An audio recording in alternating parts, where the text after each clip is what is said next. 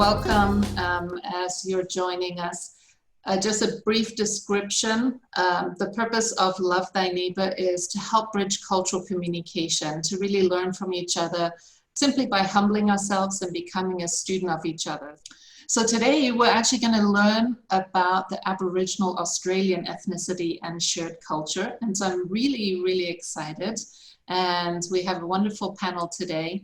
And I would like to ask each one of them to introduce themselves. So how about we start with Pastor William? Well, good morning, everybody. And it's great to be on this program this morning. I'm looking forward for what we can do together to learn from each other. Obviously, we've got a lot of ideas of what we think about different cultures and maybe about Australia. Everybody has that image about Australia like Crocodile Dundee. That's right. That sort of put Australia on the map in the world.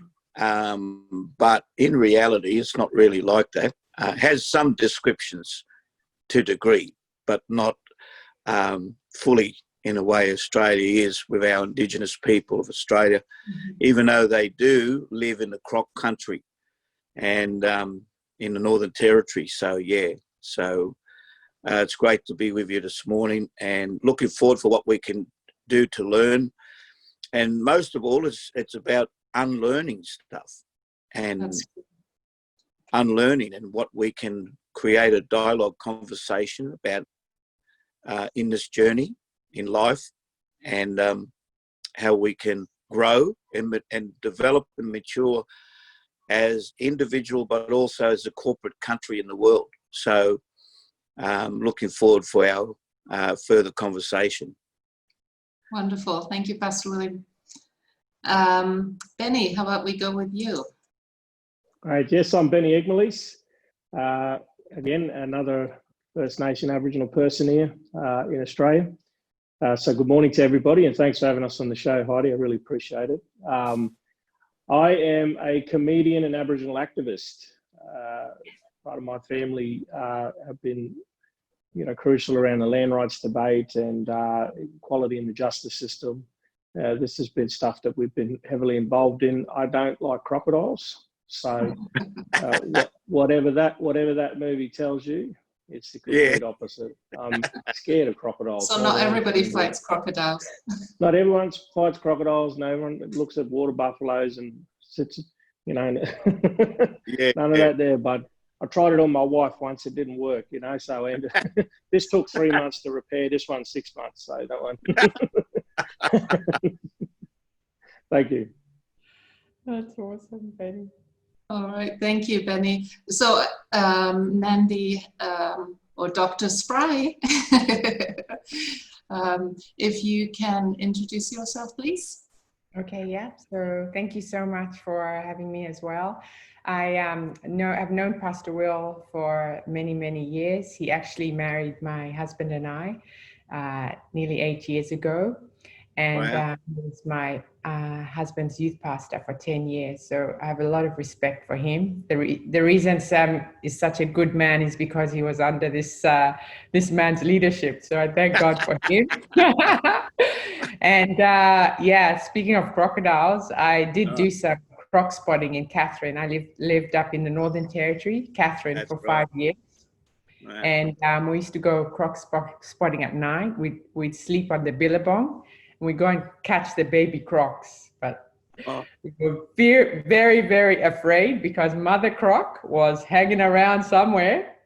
But I tell you, it was not the best experience I've ever had. So I'm the same with Benny. I'm scared of crocs. And yes, Benny, we've known each other as well for quite some time, maybe 10 years, can't remember. And I've got a lot of respect for Benny. So I see myself as a ambassador to the nations. I really feel like that's my mantle. And I also see myself as an educator, mainly in the area of truth and justice. Mm-hmm. Yeah. And Andy, just to clarify, you're not Aboriginal by heritage or by genetics, but you kind of have been adopted into the family and have done a lot of studies and work in that area. So thank you for being part of, and thank you for helping to introduce me to Pastor William and Benny. And can I just say, Nandy is our adopted daughter. Oh, that's nice. She's in our kinship of our nation. So yeah. That's wonderful. Yeah. So that actually brings me to some terminology. So my first question is really, what is the correct terminology? I've heard First Nations, Australian, I've heard Aboriginal, I've heard Aboriginal Australian. I've also started seeing things about, you know, in articles and stuff where they write Black Australian. So what is appropriate terminology? What is offensive? What I mean, what do we not want to say? You know? Yeah. Well, First Nation really was something that came from Native Americans. We adopted that term around the time that became sort of their official title, I guess, or not official title, but when that name started to become a lot common, we started to build relationships with First Nation Native Americans. And so therefore we started to adopt the concept of First Nation because we made that name up. It wasn't necessarily given to us, or it didn't kind of have this, you know, Indigenous vibe. Mm-hmm. Indigenous is a green tick government word. So everybody uses Indigenous because at this time, it's the safest word to use. But what I've found is that a lot of Indigenous people don't like being called Indigenous. Indigenous refers to actually two groups of people within Australia, Torres Strait Islanders and Aboriginal. They're two different groups in Australia. And so they're both, you know, native to Australia. Torres Strait's obviously up in the Cape York Peninsula, Aboriginal people across Australia. So when you use the word Indigenous, you're referring to both groups. But both groups actually don't, in general, they find they don't like being called it because it's not an adequate reflection. And when you go back and look at our history and you look at our government stripping us of our identity, it was very important that they got the identity naming part right. So Indigenous is generally used, but I find that when you're talking to most Aboriginal and Torres Strait Islander people, they like to be either called First Nation. First Nation refers to only Aboriginal people in general. Okay. You'll find Torres Strait Islander people don't call themselves First Nation, just Australian, just the Aboriginal people. So they'll either call themselves First Nation, Aboriginal, Torres Strait Islander. I've not heard Black Australia used much. And I think most of us, though, either call us by these names that we use, like mob, our local tribe group. So if I talk to Uncle Willie, I won't call him Aboriginal. You know, I'll call him by his tribal name. If he talks to me, say, "Oh, Benny, he's a either Marwali Karawali man or a Mumbabra man from up north, the Murray fella." So we won't necessarily, amongst ourselves, we won't necessarily use Aboriginal, but more so judged by our tribal groups and stuff. So, so there's a lot of different tribes among the Aboriginal group. And do you know how many tribes approximately? So best to describe it on the Aboriginal map of Australia, they're like language groups. So within those tribal groups, you had about 650 to 700 different language group. And then from those groups, breaking down, you have clan groups within it. So when you go to your more traditional Aboriginal areas, those clan groups will have their own name again. So Wiradjuri, blah, blah, blah, clan, you know. But then when you get into the more modernised, because a lot of the government's assimilation policy was to strip us of our knowledge and understanding, when you go into those areas, what's kind of almost replaced those clan groups are family names. So you'll go into an area and that's the Wiradjuri mob, but or this tribe over there, but you'll see that these are the most prominent family groups within that tribal group. And that almost in itself has kind of replaced the modernised clan group name. Wow, that sounds pretty complicated to keep up with. Are you all very well versed in all of the different tribes and clans, or more familiar with kind of based on geography on what's kind of more in your proximity? No, see, even for me, when I was going to high school in Catherine, we had the Kalkaringi, the Lajamanu community there, and they all speak different languages to where either Pastor William is or Benny. And then you go up Central Australia, there's the Pitjantjatjara community, and a lot of them don't even speak English. And can they communicate with each other, or their language is very different? They have, it's different languages again. Completely different. This is something that the world doesn't know about Australia, because I think Australia sees beautiful beaches, you know, blonde women, and that's what, you know, the tourism puts up. But there's such a deeper history, you know, that hasn't been said, spoken about. I'm amazed. I would have never guessed that there would be that many tribes and different languages in Australia. I mean, I kind of assumed that there probably were a number of them, but not. You said 650 to 700. Is that right? There's about 600, 700 languages, but there's also 300. Well, that's dialects, languages, and then you got probably 300 tribes. But if I can explain it like this, is that if you've got Sydney as main capital, out of Sydney you got sub-regions. So you have one particular Wiradjuri tribe, which is a central place where they gather together to meet and do all the dancing, the ceremonies and stuff. But then they have sub tribes that like suburbs of outskirts, and each of those have their own dialect languages, and that's their terminology is expressed. But when they come together in one particular area, is where they express and celebrate and do dancing and do all those wonderful things to stimulate their dancing and all their expressions and stuff. So it's a very spiritual, very high moment, you know. And so so that's the way that you can in that particular terminology. So so it's pretty diverse. And being in Northern Territory in our tribal areas, which I usually go there every year, there's probably about 9 different languages in one community. Wow. So most of them don't. English is a second language. So really, you've got a whole diverse of languages, but they do have a common language which everyone seems to roll with, and so that gives them that. That's not English, the common language. No, Okay. That's their language. So you have, for lack of a better term, a national language for that is commonly known amongst Aboriginals, but then they also have each their own language. Yeah. Okay, that makes sense. So do the different tribes tend to have different belief systems as well, traditionally, or are there common religions amongst the different tribes? Now they're common. The ceremony is pretty common for every tribe that has those symbolisms, and a lot of it's symbolic as well. Okay. So it's like church.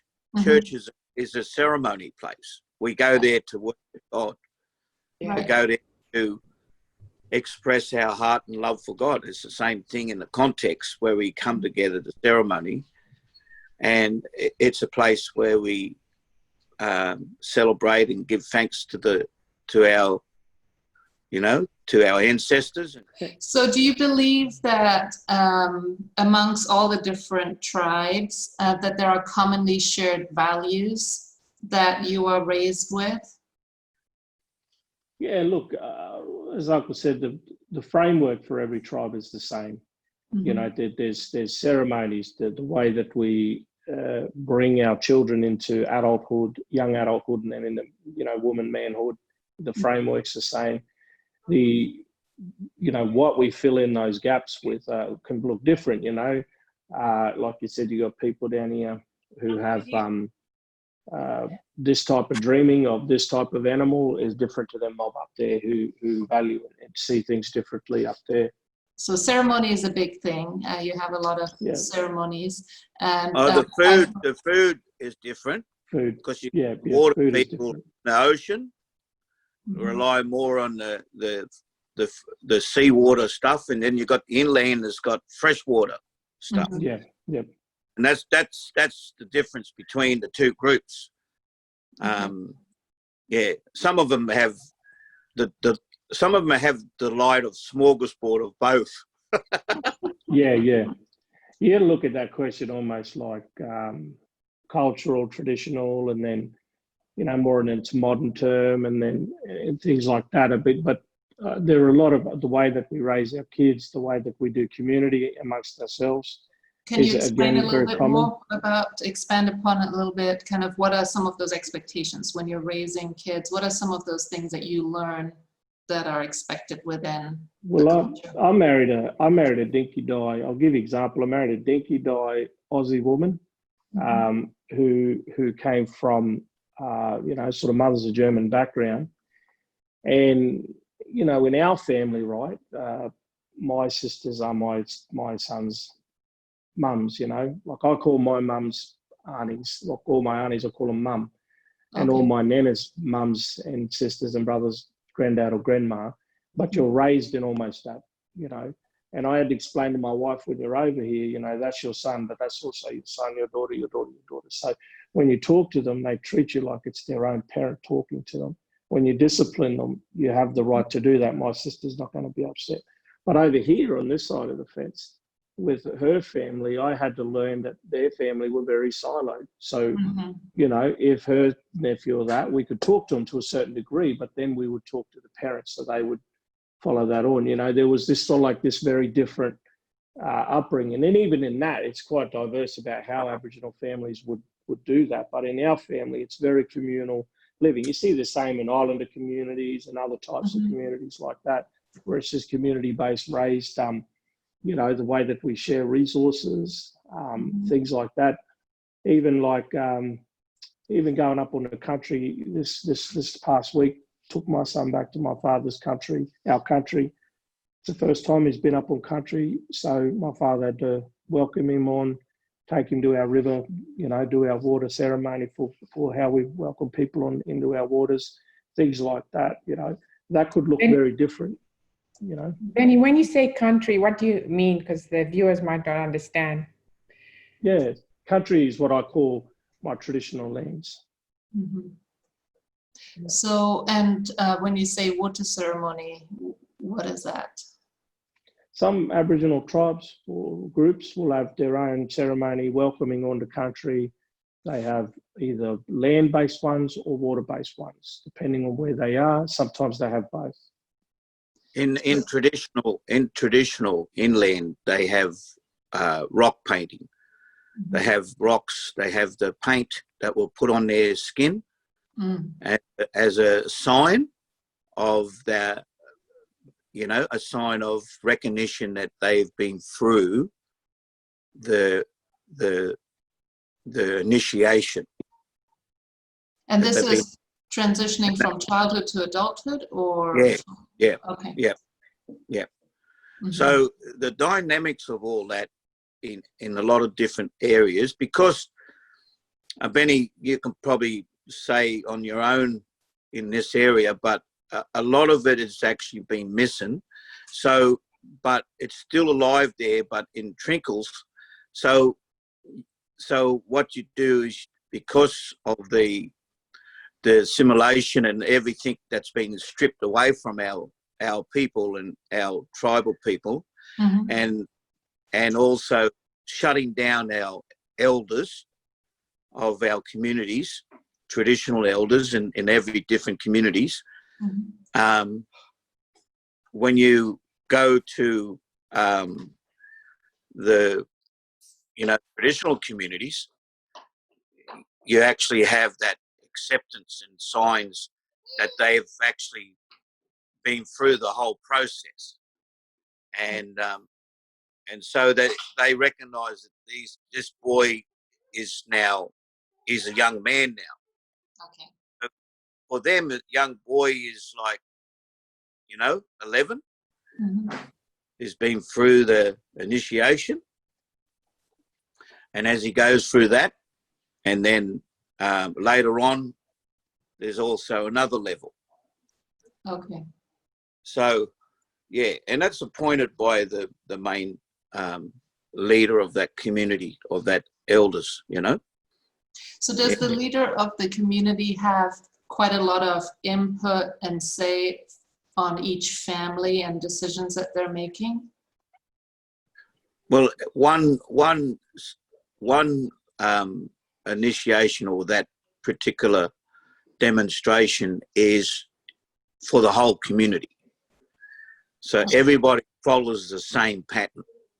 Everyone has to go through the same system. Mm-hmm. So, yeah. So it's not lost. It's passed down to every young generation then. Mm-hmm.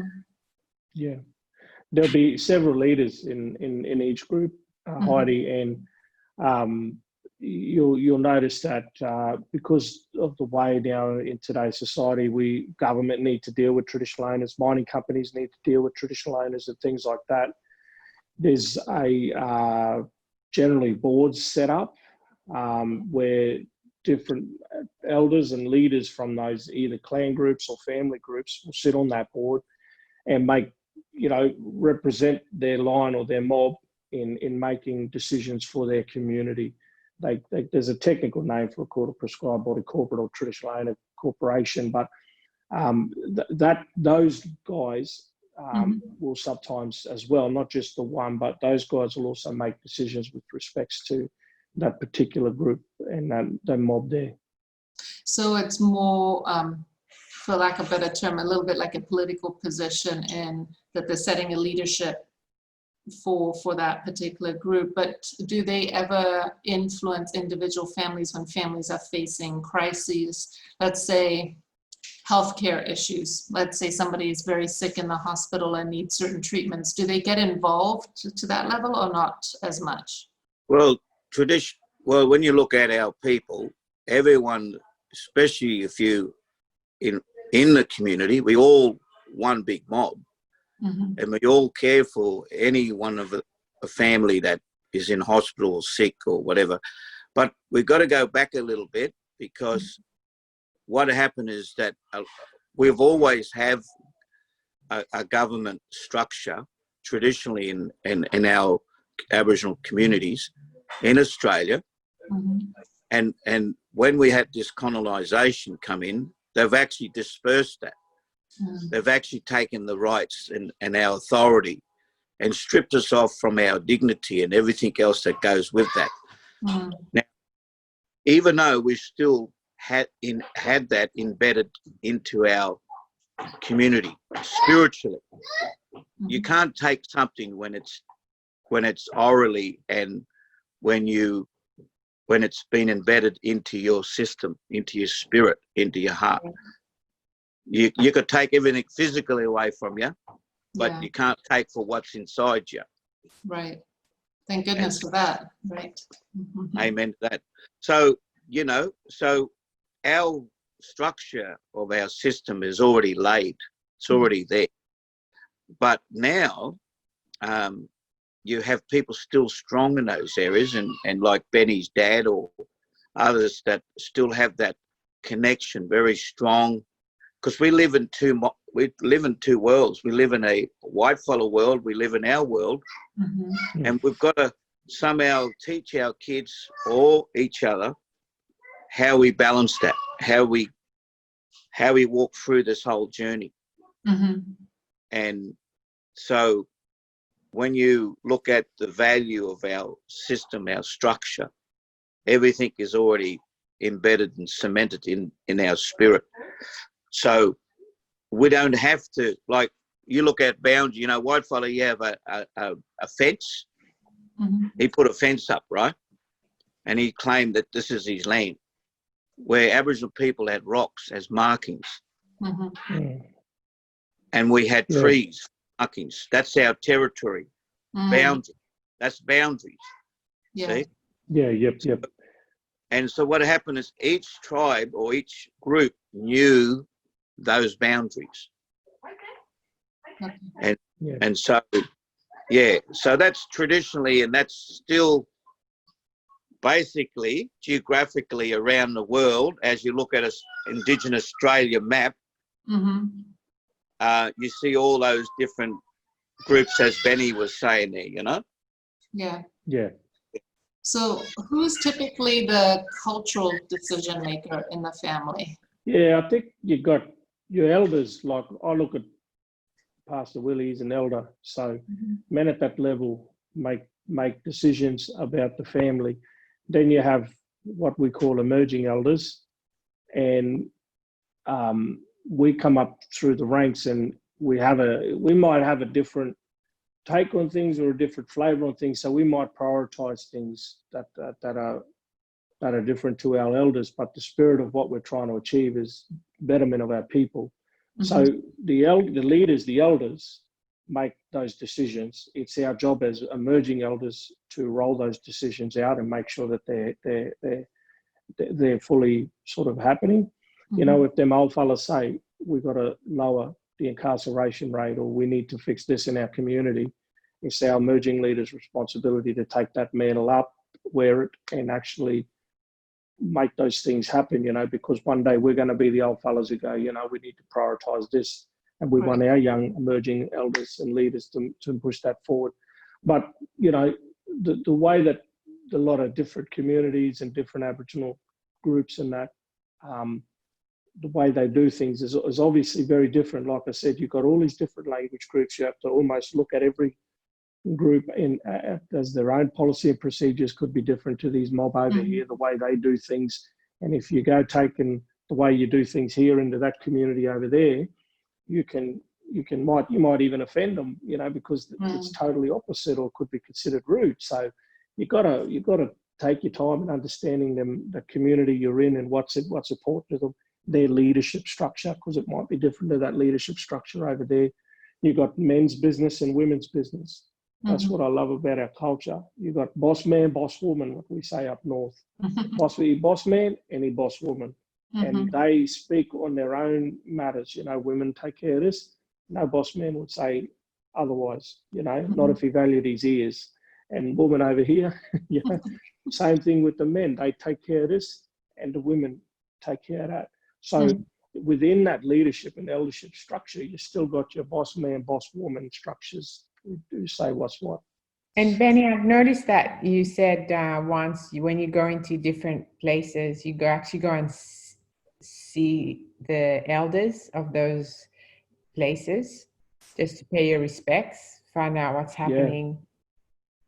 Yeah. So even traveling up north to my father's country, we didn't just, my dad's one of many elders up there, but we sat down with my Nana, you know, Nana Nancy, and we spoke, you know, like, and I haven't seen Nana Nancy in a long time. So we'd sit down and then we pay respects. And then she said, all right, boy, you go walk in that country up there and go find this and go find that. And then we went back up in the bushland and then took our son around, showed him the stories, the rocks, the caves, you know, all that sort of stuff. So, so it's so important.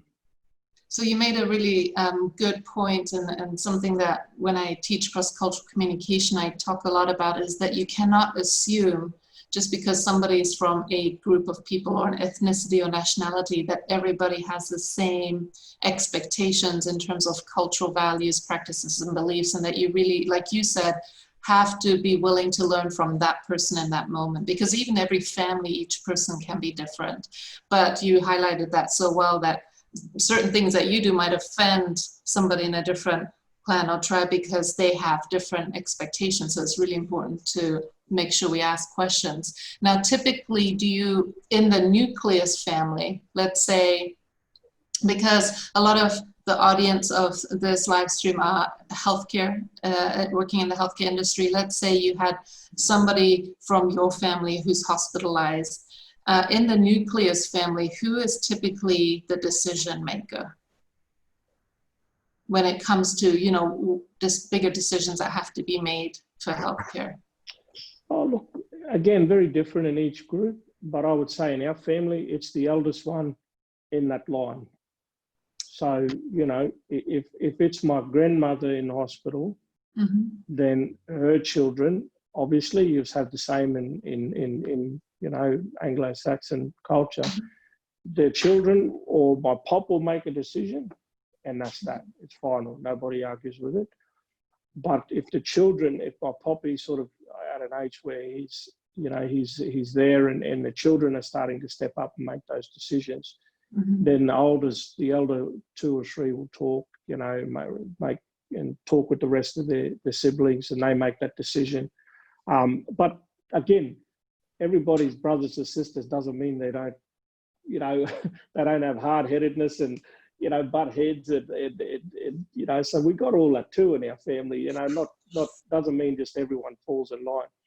But, you know, when you go into your more cultural, traditional areas, there is that formal process where you'll find, okay, even sometimes even us young ones aren't even allowed in that room where they make them decisions. So we got to go outside because only them are allowed to make those decisions and talk those talks about certain people.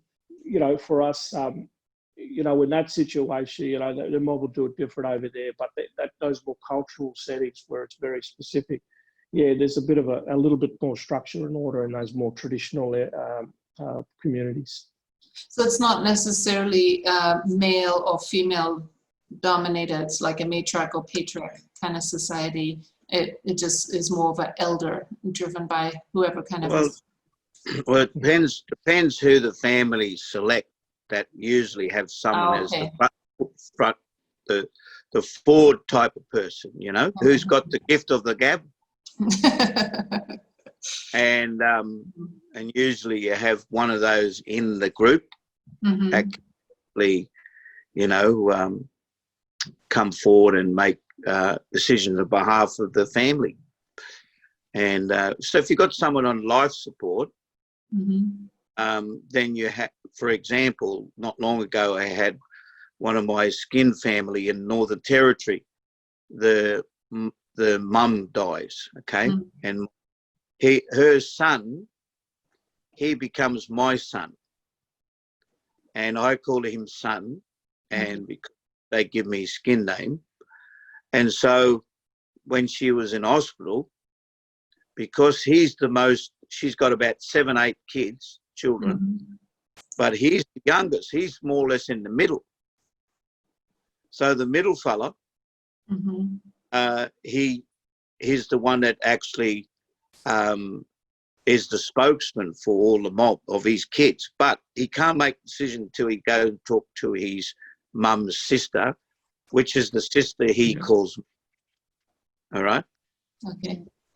So he asked his mum, his mother's sister, and he engages that, and then once they let him know, because he's the one that's closest to his mum, all other kids. So when you said skin, is that the name of the tribe, the group? Yeah, skin of that family. All right, skin of that family. Have a tribal traditional name. All right, so every family traditionally has, like, we got English names. All right, my last name's Jumas, but I've got a traditional Aboriginal name, and each one has those different names. But because we have the assimilation, we have colonisation, it actually took away all our traditional names. What's your name, Pastor Will? My name? Yeah, your traditional name. Traditional name? Well, that's a secret. He would have to kill you if he told you.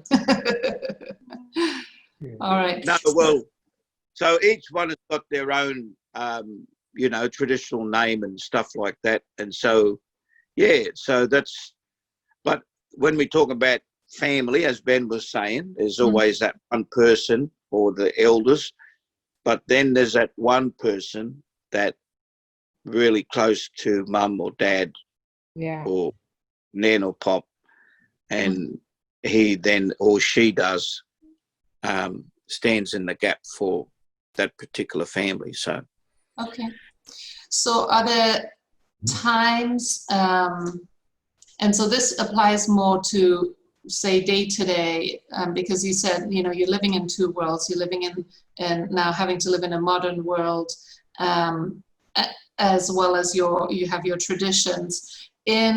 When you're day to day in that modern world, you know, that is not your traditional world. In what ways, and are there ways that do you find that Aboriginals are misunderstood? And if so, in what ways? Well, look, you look at Jesus lived in two worlds. Mm-hmm. He lived in this world, but he wasn't of this world. So he had to adapt to what was there in front of him and what was around him. But he never lost the principle and the values of where he came from. Right, that's a great example. And that's the way we adopt ourselves to this society. You can't avoid it. You can't say, oh, I don't want to live here. I mean, we have to, and rightly saying that we had to grow up with that because we were forced with that. Not that we wanted to be. I think our ancestors, our Aboriginal people, our elders, always had that nature of welcome. And you always find, I don't know about you, Benny, but when you find, and Nandy, when you find there's always that white fella, when they always seem to connect to a lot of the dark people. And you take that one odd person and you treat him like a family. You treat him like he like part of that family. And you never reject that type of person. And families of our own always embrace anybody that, you know, that they have this caring nature, and they've never been agreed. It's good. Never been agreed. Our people always had the spirit of giving and sharing and being open to take anybody in. But of course, we have another culture came and had this seed of forcefulness and possession and become idolatry. You know, become this idol and to become this whole thing about I'm taking this with force. So that seed is very active today, and our people can get lost in that. And our people can get caught up in that spirit of greed, and that's what disperses family. Look, I think where people understanding that when colonization happened, the government tried to, and they didn't try very hard, to be honest, but tried to build relationships with Aboriginal communities and that. But what it was a very forceful, bloody takeover of our lands and communities. And they were massacres. There were many massacres and killings. 400 and more even. 400 or plus. And they were forcefully removed of land and stuff. And so, you know, they were stripped of their identity, and children were removed from the care of their parents because the government felt this was the best thing for their children. So when you go into an Aboriginal community, you'll find that it's very closed off and they're very, very protective about what they've got locally. And even as an outsider, when I go into an Aboriginal community and they don't know me and they don't know who I am, I get run through the middle just like any other white fella. You know, who this fella and what's he doing? Even worse, because they want to know what this black fella doing on my land. You know, so they want to know who you are, where you're from. And my dad, I'd sort of joke about it. My dad's funny, like he was only back on country, drives up there every week. He's only back on country there for a little bit there, and he was he saw one black fella who didn't know. He go, "Hey, brother, where you from?" I said, "Hey, man, leave him alone. They just getting a feed, you know." He want to know. He want to know every black fella walking on his country, you know, like for a laugh, you know. But for me, I think as an outsider, and Andy, you can correct me on this. As an outsider, you can sometimes come in a community and sense that apprehensiveness or that who's this person or that feeling, and you can look at that and go, "Oh, they're just hostile, or their mob is just an angry bunch." No, there's a cautiousness that we've learned from history that makes us a little apprehensive of outside relationships. What would you say, Nick? Yeah, I mean, if I can just give an example, when I was doing some work in Central Australia, in some of the communities, like very far off the Tanami Desert, like very remote communities, 6 Mile in Gawala, forget the other place, but I was talking to the girls mainly in the classroom, and they wouldn't speak to me at all. They're just basically assessing, you know, and seeing if I'm genuine, authentic. But as soon as we stepped out of the classroom, you couldn't shut them up. They were talking about the land and how you can get bush bananas and how you can dig up to get lizard and all the bush berries and their gardens that they have that were like, you know, spread out that we would never know that this vegetable is edible. And so, yeah, I think like any community, obviously they have to assess and see if you're legit, but then with open arms, they just love you. Like I've never felt so loved, you know, in this particular. You felt at home. I felt so at home. I mean, it was the most remotest place, but I felt so connected. Yeah, and I think feel their heart, you know what I mean, their spirit. Can I just say something?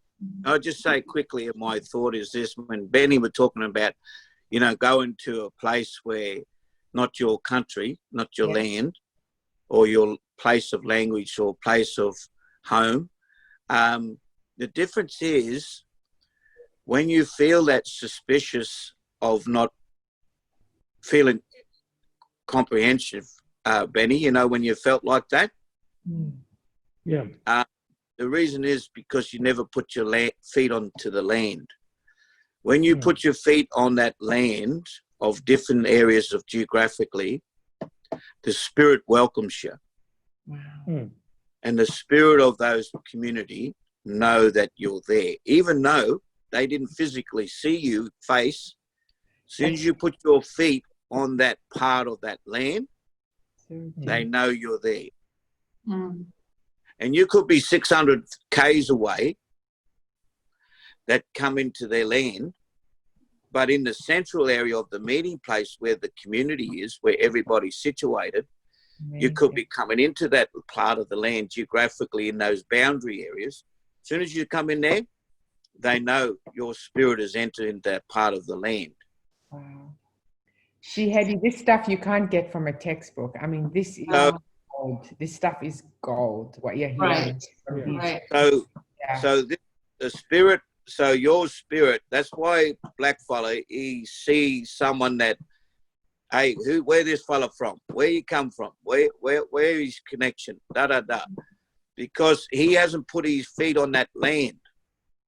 That's why he questions you, Benny. Yeah, well. But you can use that now, Benny, because that's why our mob, when I go to Northern Territory, those mob over there, because they're so spiritual. Wow, very. They know as soon as you put your feet on that soil, they know someone's here. Yeah. Amazing. So what I'm hearing is there's two things, and I think, Benny, really important point that you made is the history is so ingrained. It's so deep that even generations on, it's passed on, that feeling. And so there's that suspicion and that protectiveness. And then what I'm hearing from Pastor William is then there's that spiritual aspect too. And also that there's something happening on a spiritual level that might not be understood by people who don't understand that belief system or who are familiar with it. Am I interpreting that correctly? Yeah, I think so. And I guess one thing Uncle reminded me then, who's always schooling me as a young upcoming leader. Uncle's always schooling me. I love it. Is that protocolness, like that, what we have in our communities. There's a protocol we as Aboriginal people follow. So if somebody's asked me, hey, where are you from, bros? Which way are you from? On my land here, then obviously I would look at my process and go, oh, I haven't followed that protocol or that protocol, I haven't done that, and one of those things is put your feet in the ground, as I mentioned. Go and talk to them elders straight up first before you get a feed, before you get a drink, before you get anything, to go and sit with them old fathers, let them know you're on land there in their area. And then they give you almost that permission then to go and walk freely on their land, do what they want, do what you want. But there's that spiritual element too that I've never really looked into it as deep as what Uncle has mentioned. I think one of the lessons that can be learned, I believe, is to truly learn and understand your First Nation culture. If you're a westernized culture, you're trying to, impose policy, health policy, all this stuff on your First Nations people, but not understand the culture. You are not knowing whether you're going to be, what you're imposing is actually beneficial for the First Nation people. It's like putting a blindfold on and shooting an arrow and thinking it's going to help. That to me is not, nobody's going to win out of that situation. When you've taken, and we use this term a lot when we're consulting the government, we use the term co-development. When you're developing health services for a particular group of people, especially First Nation people or Aboriginal people, you need to go in and work with the Aboriginal community to identify the needs, look at their structure, look at the way that they do community, because it's completely different to a lot of the westernized way of doing life. And then we need to build a model that works with that community. We need to build a health model that partners with the Aboriginal community and is effective in that way. When we go sit back here, and this is the problem we've had in Australia, Prime Minister after Prime Minister after Prime Minister, after one after the others, they sat back in Canberra and went, hey, this is what I think is going to work for Aboriginal people, and this is what I think is going to work for all Australians, but have never really, and you've got a room full of non-Aboriginal, Caucasian, white older men making decisions for a very multicultural country. And that's the problem that we have. You need women in there, you need First Nation people, you need other cultures and that making these decisions about how to better the health system, how are we going to help. So if there's any lesson you can learn, mate, go in and learn the cultures that are within your community. And one of the other things too in what Benny was saying is that what's really important is for the non-Indigenous people of Australia to be a voice for our Indigenous people. Instead of Aboriginal people viewing for what they think is right and what should government do, and we will still do that, but it's also important, as you can see, the Black Lives Matter, you don't just have Aboriginal people marching in that march. There were multicultural people in that march. So that reflects, that demonstrates the spirit within the land, made up of all nations coming together, opposing one particular dominant structure. And so it has to be the group of all of us that sees the injustice, that sees that everyone is not equality, having equality, but for us as Australian people, especially for those that are watching online now, you have to be our voice out there. I'll give an example. If a young boy come into your house with an open wound, are you going to say, "Oh, I'll fix you up later," or are you going to push that person away? No, you're going to take the initiative that you're going to help that wound to be healed. Now, we know in this country there's an open wound. And if we see this open wound that is not mended, we all have to take the initiative as human beings to make sure that we become part of this whole healing process.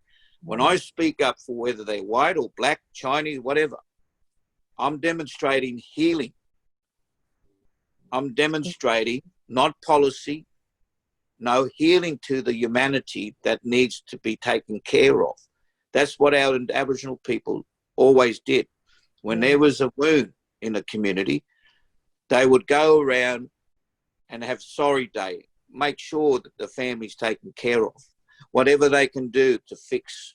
They will never take the heart, you know, the loss of their loved one, but their spirit is there with them. Yeah. And that's what Australia people got to do.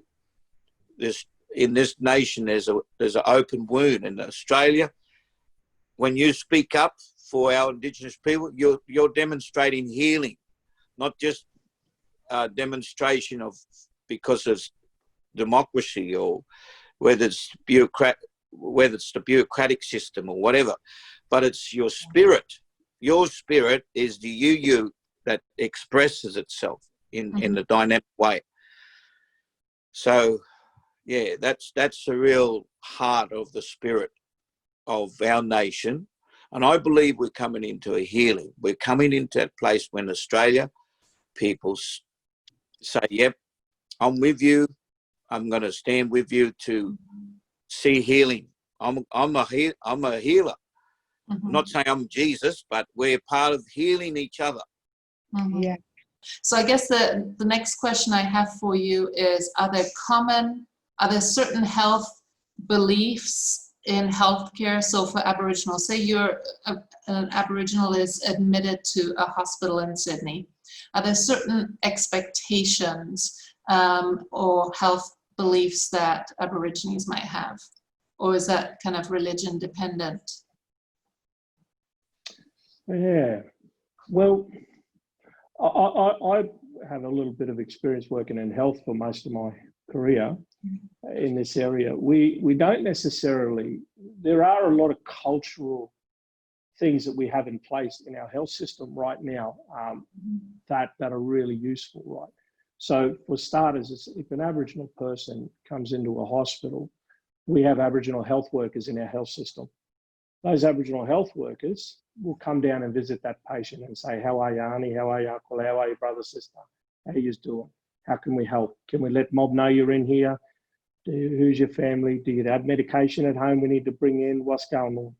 It's that first point of contact. So every hospital will have their own Aboriginal health workers and Aboriginal health practitioners. This is because the health system was very instrumental as well in our history in, you know, removing our children and a whole bunch of other things like that. So we had our own issues with the health system here and our own history.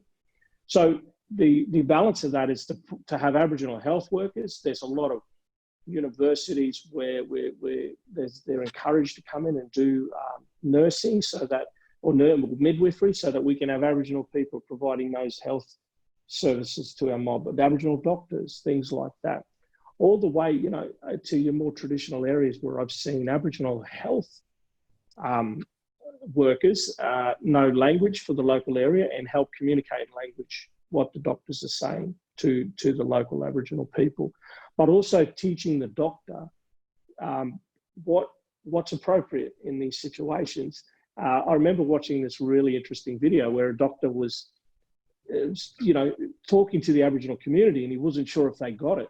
So he kept talking, but then the Aboriginal health worker pulled him aside and said, hey, listen, when you say something that has so much importance for this community here, their silence is a respecting of what they just heard. It is a deep sense of hearing what they've heard, understanding what that means, and giving them time. You don't have to fill that with noise. And he said, and she said, the next time, just sit, say the news once, sit with them, and then don't say anything until they talk first. And generally, and then it showed the next one, he sat down and they said, thank you so much after a few minutes, because he gave them the time. You know, so there are different things, yeah. That's really good, because it's interesting, because we sometimes, a lot of my friends who are listening in work in the donation field, dealing with organ, eye and tissue donation, and they work with grieving families. And one of our colleagues called Sarah Oland, she will always say, let the silence do the heavy lifting.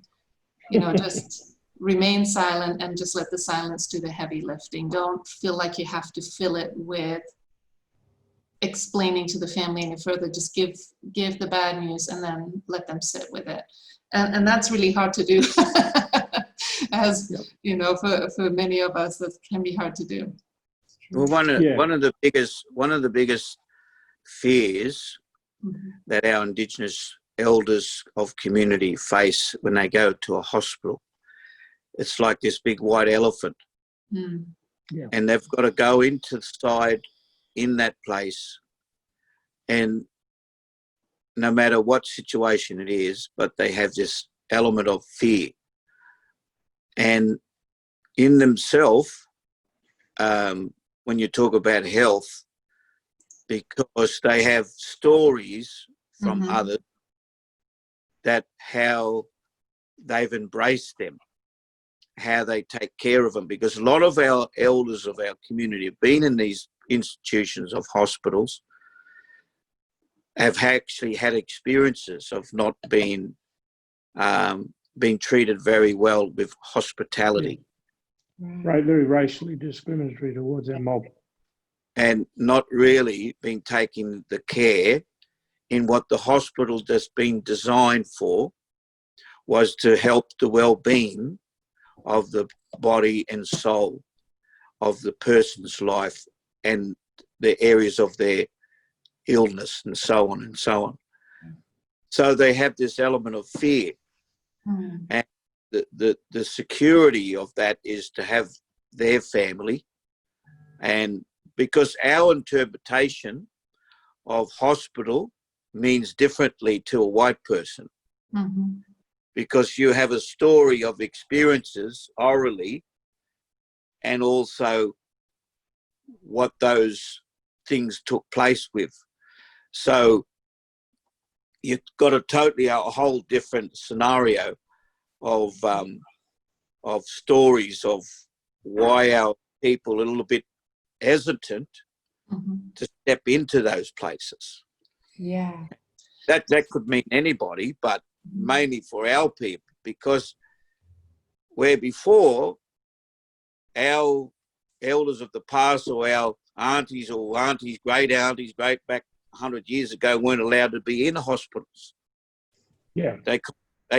I'll go to a place in Tweed Heads here, in the main area, a house sitting up high up, and the story is that our Aboriginal mothers couldn't have their kids in the same area, the same place where everybody else was.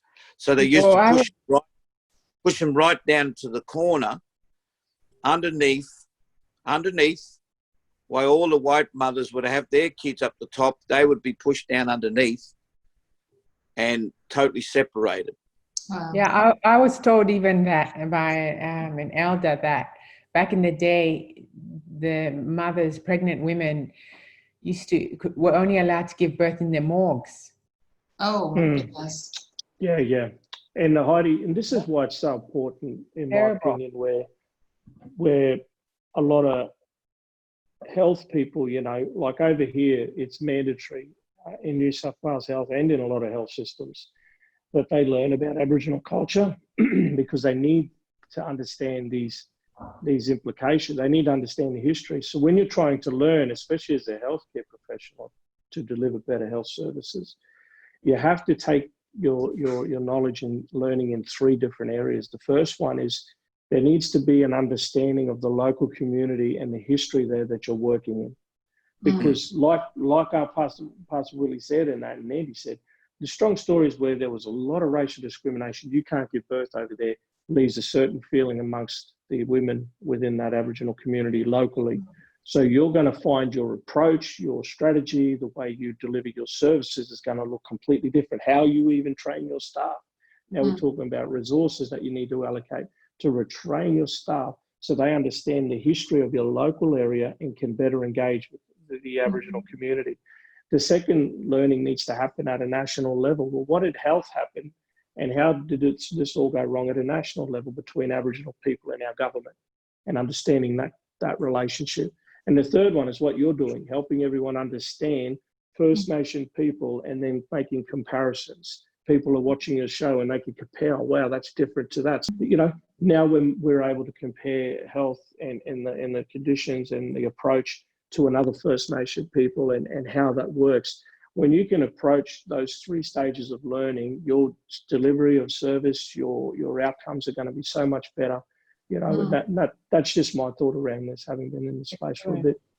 The other thing with that with Benny is also what Benny was saying, but one of the things is you can have a training from a system point of view, but doesn't mean to say the individual has that education on a personal scale. So you have a system that has a training about a culture, how to understand, but also it comes back to individual. And every individual person has that ability, either they wanted to learn from that and allow that to become part of their life and their service, in how they transfer that to other people is up to them. So and that is the whole scenario of how that really can be expressed and demonstrated very well according to each person, how they want to demonstrate that, you know? Yeah, I think that's been really, really valuable insight to see that there is to understand and recognize from your description that there is a deep-seated mistrust based on historical experiences. And I really appreciate the points that both of you are making, and Benny, the 3 areas that you are recommending that need to be focused on. And like you said earlier on, very important that you can't think that you can just create a system for people and not have people who understand that culture be involved in the design of that system or the processes for that. So again, it goes back to being open to learning from each other and being willing to ask the hard questions, being willing to figure out how can we where can we meet in the middle so that it works for everybody. And can I just say, it has to start from the top, from the CEOs, has to start from the top. If they have this attitude towards a particular culture, they've have this whole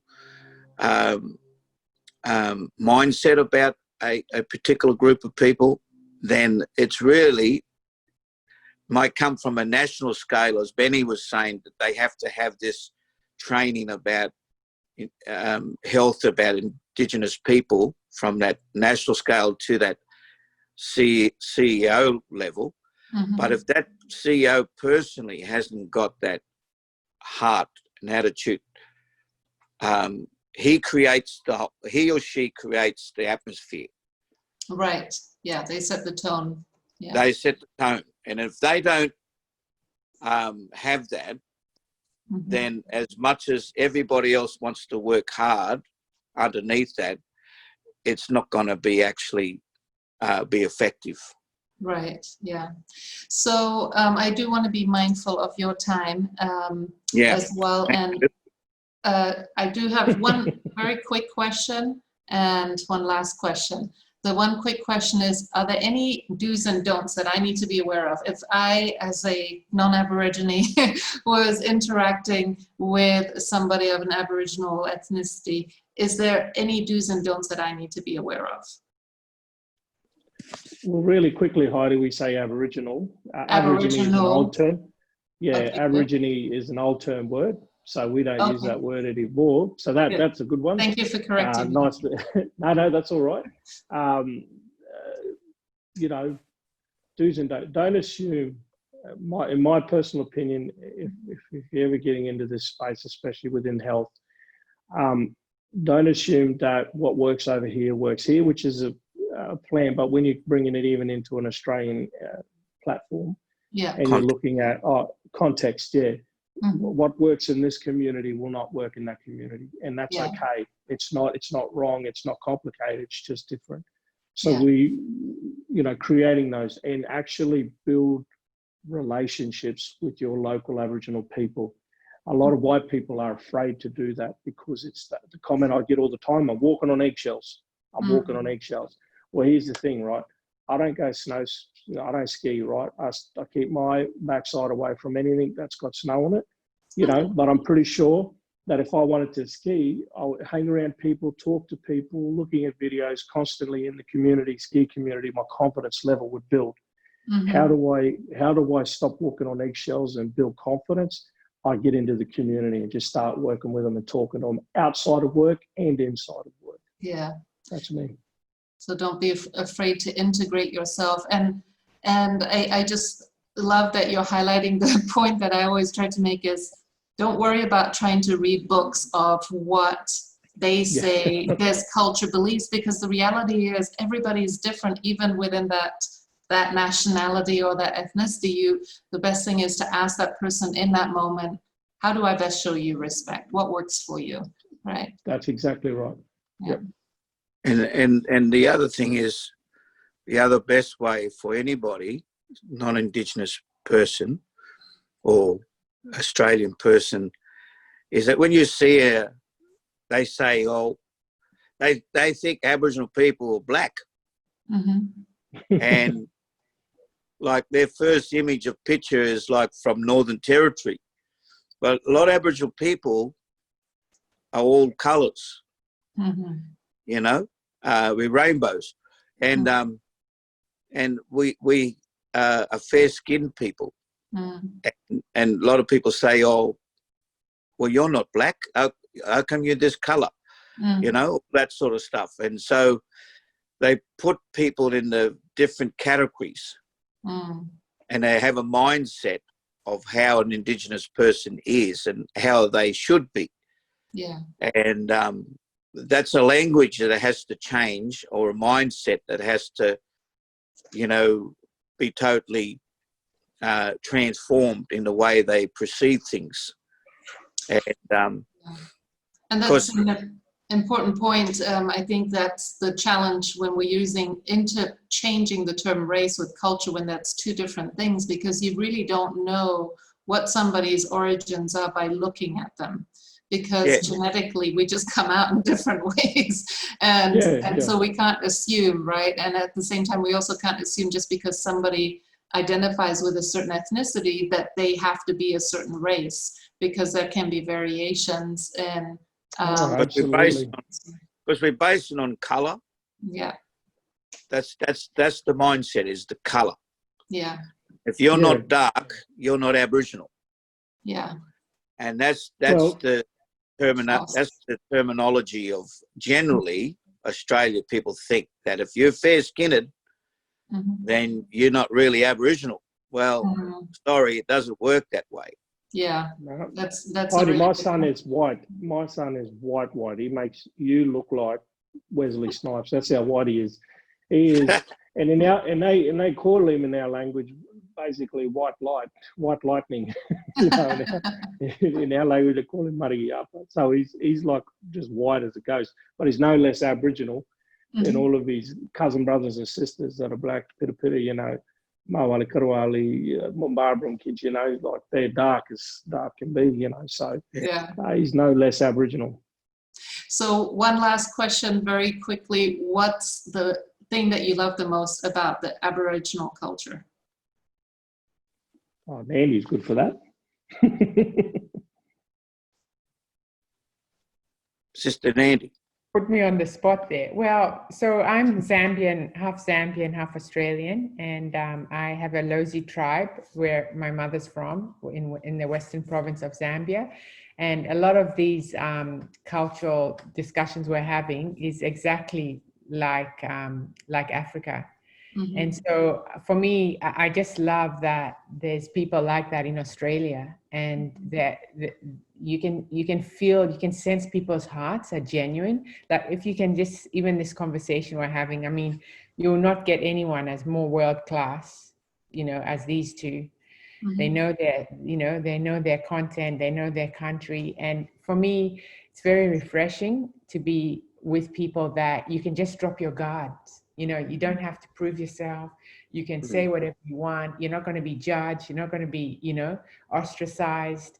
There's just so much love and family. And that's very important to me. Yeah. I want to And visit. and you know, the best medicine that Aboriginal people have, I think it's in our DNA. We know how to laugh. Yeah, that's especially you. It's the best medicine, laughter. You laugh at anything. Oh my look. God. It's not even funny and you're laughing. Well, that's the medicine, you know, like the Bible tells that merry heart is good medicine. That's right. And I think right through, like African people used to sing. Yeah. I think our Aboriginal people know how to laugh. Beautiful thing. Beautiful. And we have the white fellas, they know how to observe.